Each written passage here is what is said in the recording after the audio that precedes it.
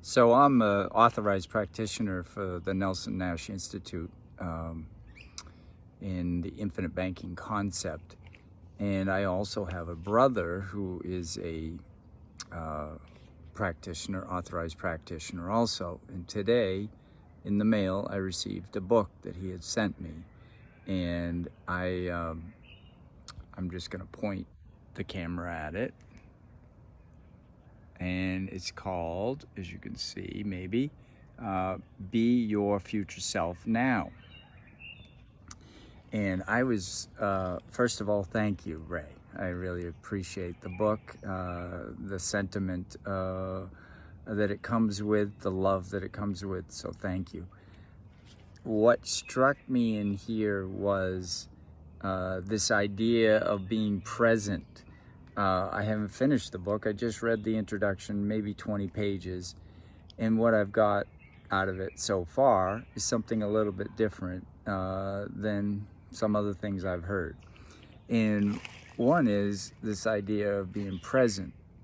But it's easier, probably, and it made sense to me, to be present when you really have a clear vision of what you want in the future and what you would say to your future self, and who you want to be, how you would deal with people in your lives. Brought me to tears, actually, in this introduction. This gentleman, Dr. Benjamin Hardy, who wrote the book, has 6 children.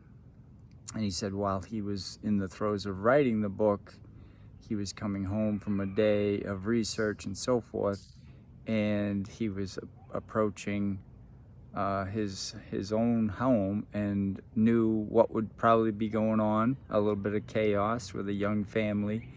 And he pulled aside and sat by the road and said, what if I became my future self 20 years from now? And why don't I live from that moment when I enter the home? So he was 33 at the time of writing the book, or he is now, and because the book just came out. And he said, I'll be my 53-year-old self. And he pulled into the driveway, and I think his 3-year-old daughter was there. And she, exclamation point, Daddy. And he got out of the car and he says, do you want me to chase you? And she said, yes. And, he started chasing her down the road and then picked her up. And then he went into the house, and some of the teenagers were arguing, and there was books and schoolwork all over the table, and his wife was cooking dinner, and it was pretty chaotic. But he really embraced being that 53-year-old, coming back and really appreciating what he had in the present. And I kind of look at infinite banking that way. That's what Nelson did. Once he had that vision of what he wanted to do with the last 30 years, didn't know it was going to be 30 years of his life.